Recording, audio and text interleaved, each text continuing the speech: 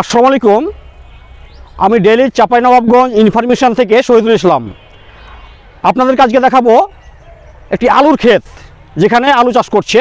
হ্যাঁ, আলু ক্ষেত আপনারা দেখতে পাচ্ছেন, একটি আলু ক্ষেত। আমার এলাকার এক কৃষক ভাই আলু চাষ করছেন। হ্যাঁ, আমরা আজকে ওনার সাথে একটু কথা বলবো। আসসালামু আলাইকুম ভাই। ওয়ালাইকুম সালাম। আপনার নামটা কি বলবেন? মোহাম্মদ গোলাম রব্বানী। গোলাম রব্বানী ভাই। জি ও, এখানে আলু চাষ আপনি করছেন? জি আমি করছি। কি পরিমাণ মাটিতে আলু চাষ করেছেন? 8 বিঘা। 8 বিঘা মাটিতে? জি। আচ্ছা আচ্ছা, কি জাতের আলু এটা বলবেন? এটা সূর্যমুখী। সূর্যমুখী আলু। সবগুলো একই জাত না, আর মানে বিভিন্ন জাতের, 3 জাতের আছে। 3 জাতের আলু আছে? আচ্ছা আচ্ছা, বুঝতে পেরেছি, সূর্যমুখী।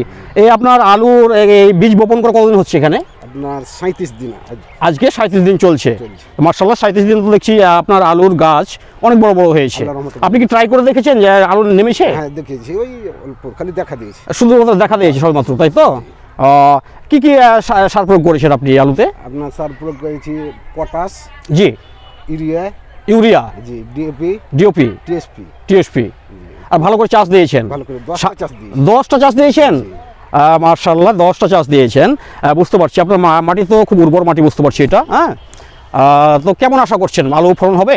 আশা আপনার আল্লাহর রহমতে যে গাছ হয়েছে, জি জি জি, আল্লাহর কাছে আশা করি জি, ভালো ফলন হবে, এবং আইডিয়া করছি জি, আল্লাহ বালা মুসিদ যদি না দেয়, যদি না দেয়, আপনার 100 থেকে 130 মন ভরসা করছি। তারও 100 থেকে 130 মন বলতে পার বিঘাতে? পার বিঘাতে। এখানে কয় বিঘা আছে আপনার? এখানে আমার আছে এই জায়গাটায়, জি জি জি জি, এই জায়গাটা আছে 2 বিঘা। 2 বিঘা মাটি, তো টোটাল আছে 8 বিঘা। টোটাল 8 বিঘা। প্রিয় দর্শক, আপনারা দেখলেন আলুর ক্ষেত। হ্যাঁ, ভাই আশাবাদী, পুরো আশাবাদী যে আল্লাহ যদি কোনো বালা মুসিবত না দেয়, সেক্ষেত্রে ভালো হবে, ফলন হবে। আর পাশাপাশি দেখছেন আমার অনেক ভাইরা এসেছে, অনেক ভাইরা আলু ক্ষেত দেখতে এসেছে। হ্যাঁ, তবে সবাই ভালো থাকবেন, সকলের সুস্বাস্থ্য কামনা করে শেষ করছি। আমি শহীদুল ইসলাম, আল্লাহ হাফেজ।